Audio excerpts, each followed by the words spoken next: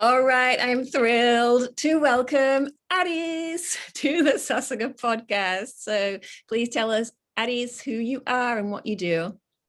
Okay, hi everyone. I usually started saying konnichiwa, what's up? My name is Aries. I am a self-love and body positive coach, helping Japanese women to feel more confident in their bodies and love themselves unconditionally. This is what I do for a living, and I am currently living in San Diego area as an international student. Thank you for having me. Oh, I'm so excited. And you said so. The konnichiwa, what's up, is how you usually start, right?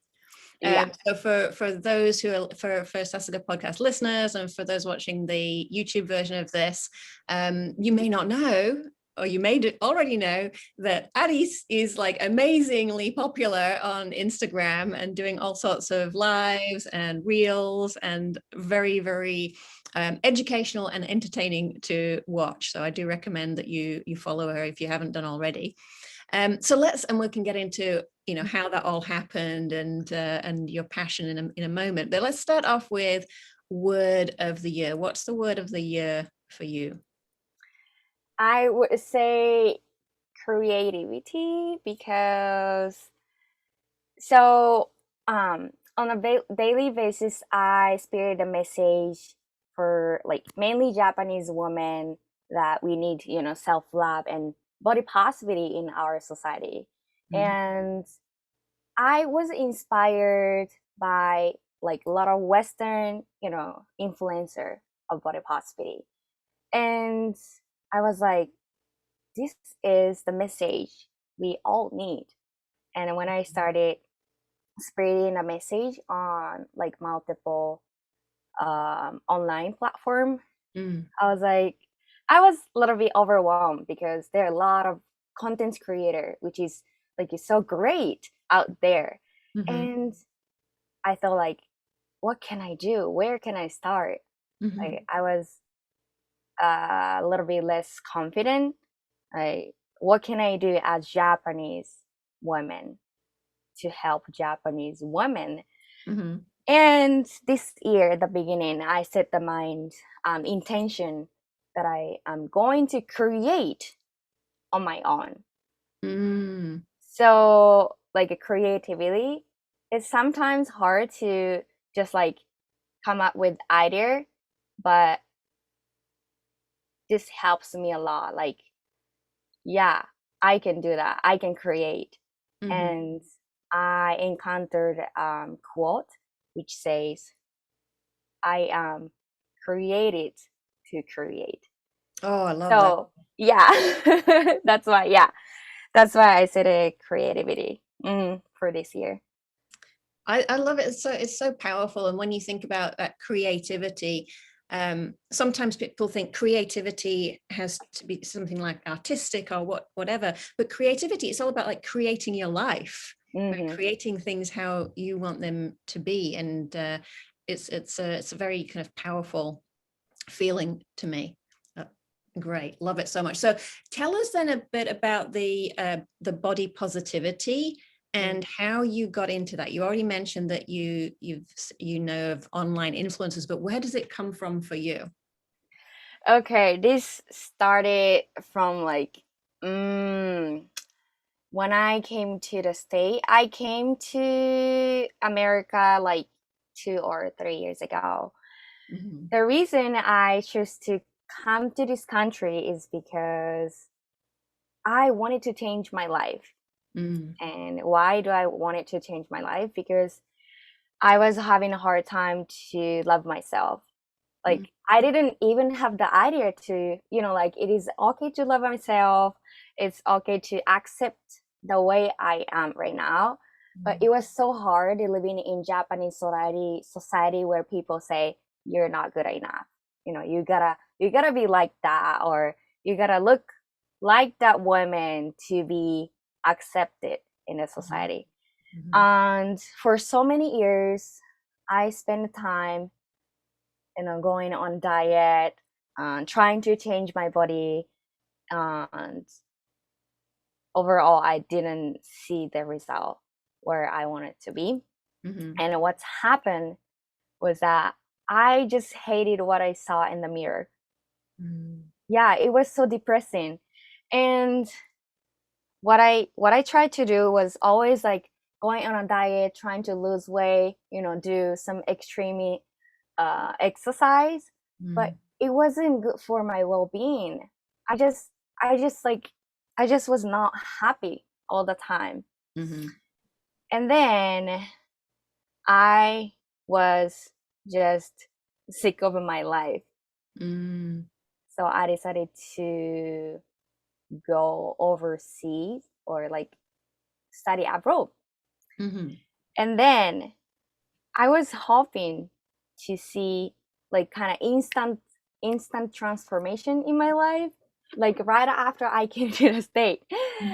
But unfortunately it didn't happen because my mind was same. I thought, oh, if I go to America, I can have dream life. My life will be much happier, much easier. But it wasn't like that easy. I struggle. I was having a hard time to love myself, also love my body. But I think it was like 2 years ago, I was going to a language school in Boston to practice English. And one of my teachers told me that you are enough.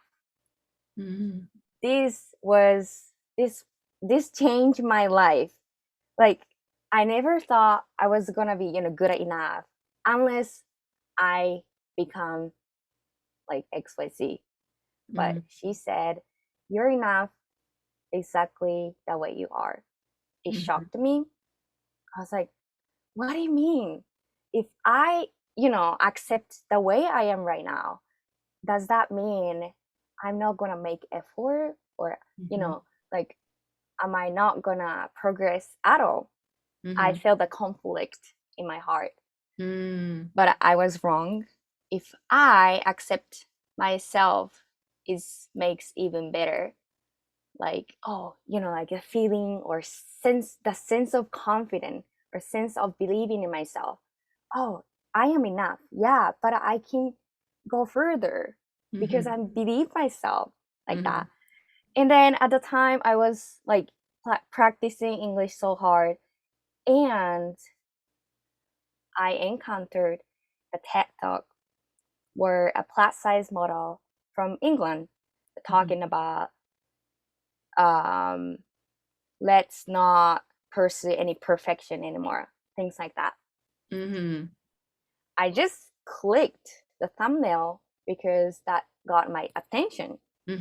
But it turned out something that was going to change my life, because that message she was talking on the stage was exactly for me, who was hating what I saw in the mirror. That's the message was body positivity. And then for the first time, I start believing, oh, maybe my body wasn't wrong. The society is. The society that makes us, we are not enough, we are not beautiful unless we become da da da. So that's how I how I get into body positivity. And I thought, okay, if this message can change my life, my perspective, that should go to all Japanese women too. So that's why I started influencing people on platform. I love it so much. So, and then you said that you felt a little bit overwhelmed at the beginning because there's so many choices for where to go in delivering your message. So what did you decide to do there? I think, I don't know, I feel like I just started creating Instagram account for that.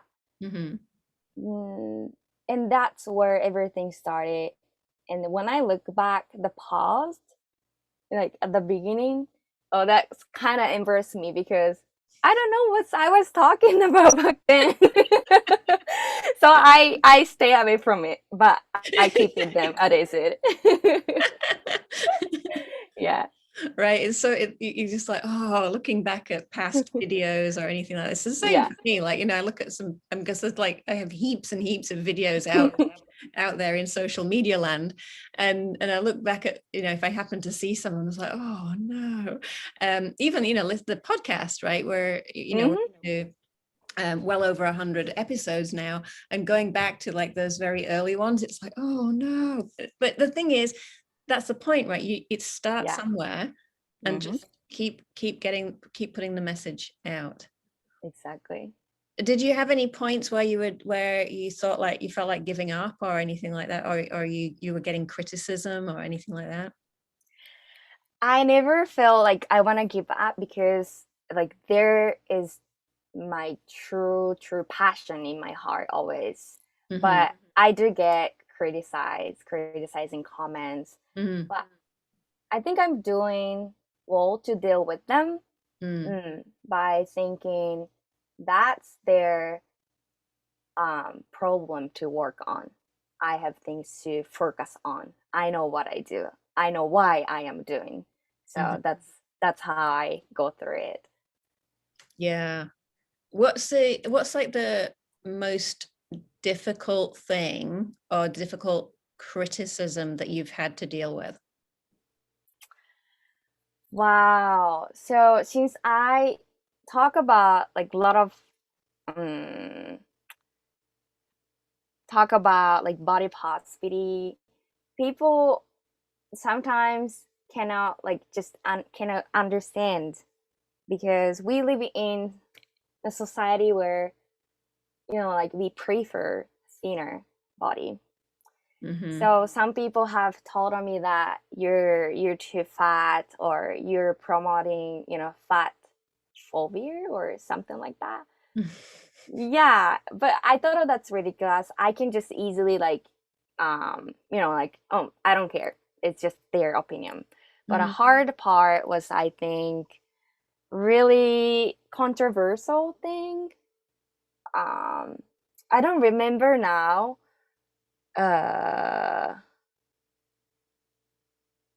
Yeah, I don't know.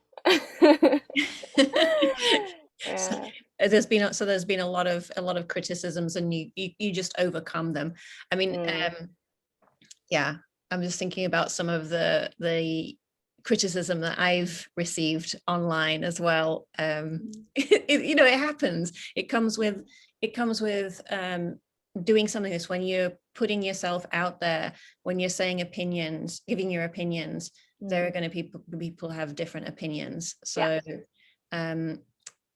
this is what I often say to people, especially when I'm in my coaching programs, is that people are going to judge you anyway, right? There's going to be people who judge you and criticize you. There's going to be people who judge you, and in a positive way, whether you do something or not. So just go and do it anyway. Exactly. we can't avoid it. That's right. Right. So when you think about the Sasuga success cycle, and we have the 4 phases. So we have self-care, we have planning, we have communication, and we have productivity. So what's the one that is most significant for you? Everything is important, but I would choose self-care, because this is still something that I practice every day. Self-care is very directly related to self-love. I preach on social media.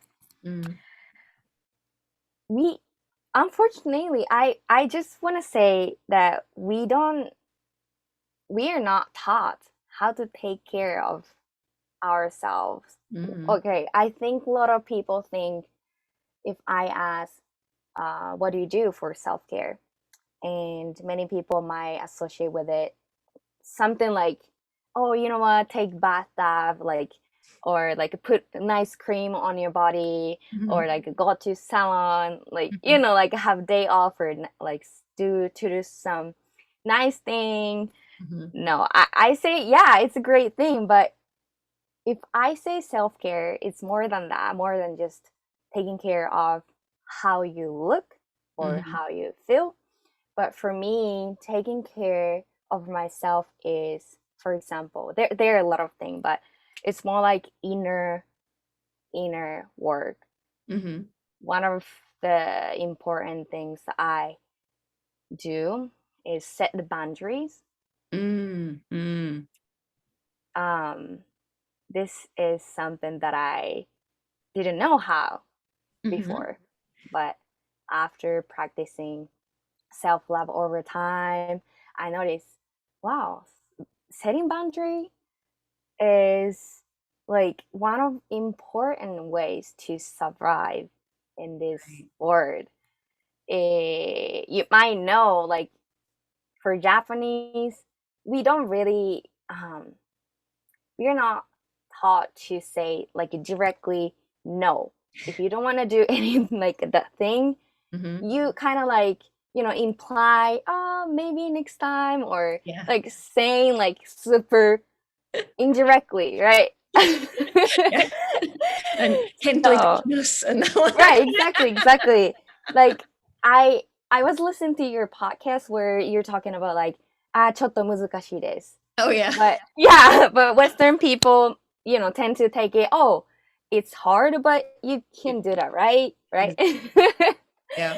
But although I grew up in Japan, I still believe that we need the skill of saying no, or, you know, rejecting confidently. It's okay, because setting boundaries gonna protect your, you know, asset, your energy, time, even money, I don't know, like everything. So yeah, when it comes to self-care, it's something that, like, something internal, I would say. I love that setting boundaries is about protecting your assets. I think that's a really key phrase. I'm just thinking about, because I always think of the titles for each podcast episode afterwards, but that might be a possibility for this. Oh, cool. That's super important. I like that a lot. What I wanted to ask you is, could you give us a specific example of maybe in the past when you didn't set a boundary, and what happened in whatever case it was, somewhere where you didn't set a boundary and things didn't go well, and then what you might do differently or what you have done differently since, just to give us some concrete examples. Good question, because I am going to talk about both setting boundaries and body positivity or self-love. So when I was high school student, I was belonging to a softball club. Well, anyway, when I was student, when I was way younger, I had no idea about setting boundary, and I would say I was a people pleaser, and I just love entertain people, and, you know, making everyone smile, making sure that everyone is comfortable. I was kind of person, and I'm not saying like that was wrong. I think it's a great quality to have. But what's different than now is that I was sacrificing myself. Exactly. Right? Yeah. And then I grew up in a situation where I allow anyone to shame my body, to leave the comments of shaming. For example, my softball teammate used to make fun of my, you know, how I look. Oh, you look too fat, or you gotta lose weight, blah blah blah. it didn't happen only in like softball club, but I have perfect example for your question. One day I was sick of people making fun of how I look, and I said, hey, can you stop like saying about, like making fun of it? I don't like it. I just said it. I don't know how, but I said it. And then one of them said, yeah, you know what? Because you allow it. Because you started, she said. It shocked me. Like, I was like, how? I don't want it. But I get it. I get her point, because I was the one who allowed it happen. I didn't show clearly like, oh, I don't want it. You can't do it because it's gonna hurt my feeling. I never said that. I was always laughing, like ha ha ha ha ha, or like, yeah, I know, right? Like that, because I didn't want to hurt anyone. I prefer to hurt, feel hurt. That's how I was doing at the time. So it just shocked me what she said. But that's true. I didn't know. I wasn't setting any boundary. So right now, things are different. I learned how to set boundary and the importance of it. Right now, if I were in the situation with this mentality, I say, yeah, like, you know what? I am not happy. I am not happy to hear you guys say that. But I can say, like, I like my body. Like, confidently. There is no wrong reason. Like, there's nothing wrong with saying, I like how I look. Among people who might, feel like insecurity over their bodies. But I'm okay. I'm okay because my body is important. My body is precious. I don't care how people are gonna think of my appearance anymore, which I used to care a lot. So this is something that I wouldn't allow anymore. How did you go through that change from when people were criticizing you and you were feeling the shame, to then like your great attitude that you have now of, I love my body, I'm fine? Like, how did you go through that part? How did I go through? It took so many years. Just because I know, body positive, that's kind of message. I was still not believing the message. Exactly. That's it. Very often, we can hear something, we say, yeah, that makes sense. It sounds good. But then how you actually really feel about it can be a different matter. So that's, how did that happen? It's all about practice. I practice so many times, like on on a daily basis. For example, I can tell you some tips.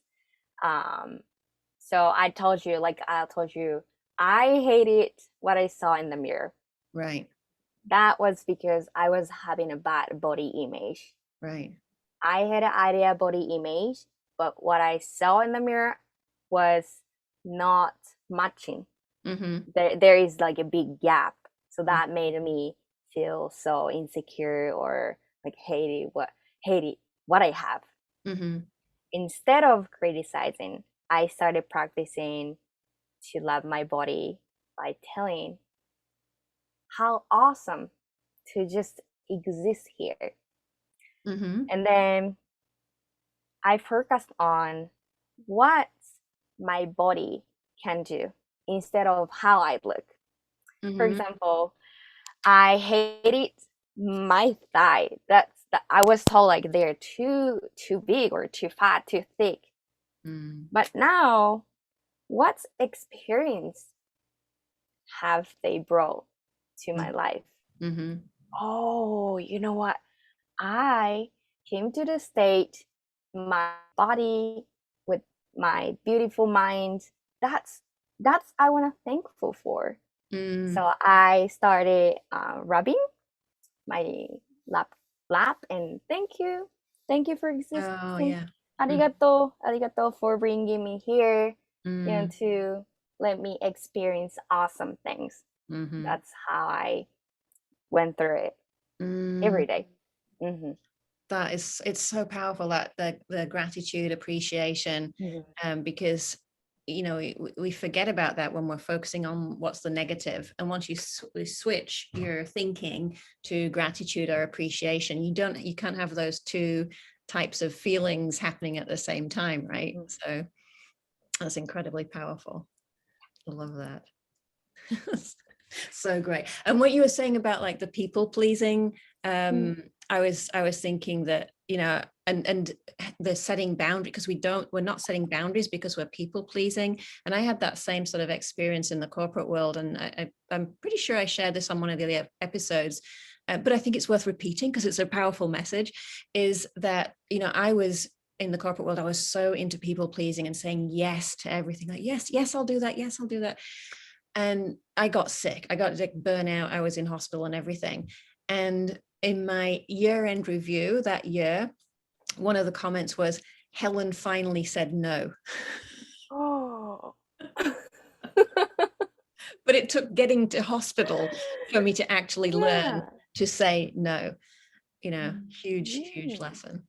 So that's this topic of people pleasing and boundaries. Those topics are very, very dear to me. So Sasuga podcast listeners, viewers, please take note. And if you're in the people pleasing stage still and you're not setting boundaries, it's time to start doing some experimenting and appreciating what you have as well. So let's do some spontaneous questions, and then also come back and ask you what else you want to share with our listeners and viewers today. So first question, because I know you're active on social media, and you said you followed, you have the other influencers. Who's an influencer that you really, really admire? Ashley Graham. Okay, I don't know. Yeah, Ashley. Well, she is my role model. I think she's from US, the US. Yeah, but she has awesome personality trait, and I also admire her because of her boldness. She showed that confidence. She showed that the attitude, like, I can deal with it. I can do this. Like, and that's so empowering. That's something that I am referring to it. But at the same time, I tell myself I have good quality too. I don't need to be like her. That's how I take the balance. Using her as inspiration, because you can do the same thing too. I love that so much. So what about we did talk about self-care, and you said yes, it's the mind is very important. If you think though of something that you do in terms of self-care, what's something that you really love to do as a physical thing? Wow. I think putting body cream, because in Japanese, have you heard teate? Teate is, I think it comes from the history where the word was created for how to say remedy. Yeah, remedy. Because you put your hands on the body, that start healing. So when I put cream, when I have cream in my hands and putting cream, that's when I can connect myself with my body. And that's brilliant. mind, my heart, kokoro. Right, and that's bringing in that whole appreciation part as well, and the physical side of it as well. That is so great. If you could ask the future you, let's say 20, 30 years from now, if you could ask the future you a question, what would you ask? Wow. What I ask?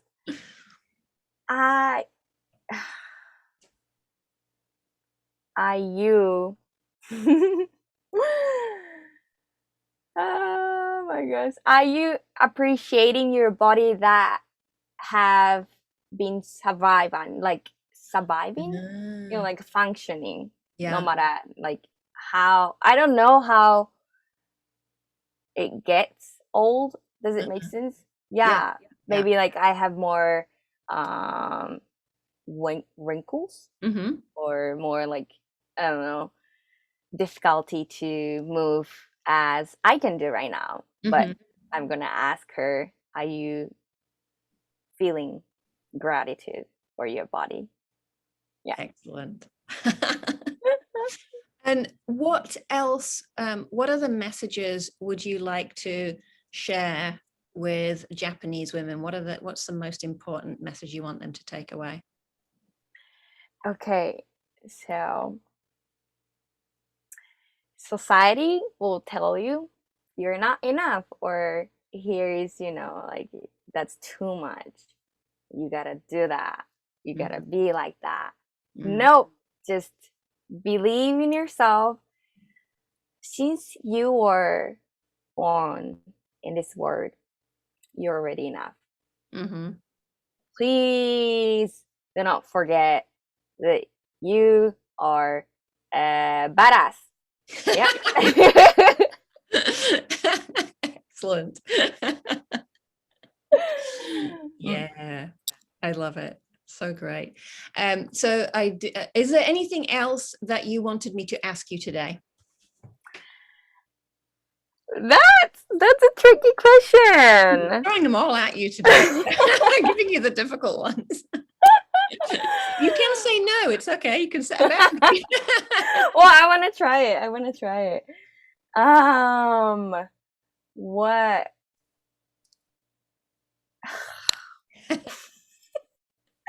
I was thinking about some like scones. Because you like to eat it. I was literally eating a scone before we started this recording. It's so funny. It looks yummy. They are very yummy. Yeah. I would like you to ask me about food. Oh, okay. And anything. All right. Well, what's your favorite food? I'm not gonna say scone, but I would say sushi. Oh, wow. Yeah. Yeah. And how often do you get back to Japan? Are you able to come back? Not recently, but I do go back home like definitely once in a year. So that's a good thing. Yeah. Okay. Well, let me know when you're back, and I might make some scones for you. We can go for sushi, and then I might make some scones. That's a perfect day. Right. I mean, it's the best of both worlds, right? Sushi and scones. I mean, let's do it. All right. So where can listeners and viewers find out more about you, Aris? Oh, you can find me on Instagram. Should I say the ID? Yeah, you can. We'll put it in the show notes as well, but you may as well mention it here. Oh, okay. I'm not gonna say it because it's kind of long. Okay. And I'll leave it we'll to just you. Put it in the show notes. Okay, Instagram, YouTube, and then I also do have podcast channel and Facebook community. Excellent. So we'll link to all those fabulous things in the show notes. I am just loving. So I'm just so happy that it was one of my team members who first introduced me to Aris, and then I also found that we had the fabulous Emiko Rasmussen as a connection. She's a connection with everybody. Yes, connection. So yeah, I do recommend, if you haven't, listeners and viewers, if you haven't already been following Aris, then definitely do. It's very entertaining and educational. All right, thank you so much. It's been a great pleasure, and I look forward to our sushi and scone festival when you're over. Let's do it, please. 楽しみ。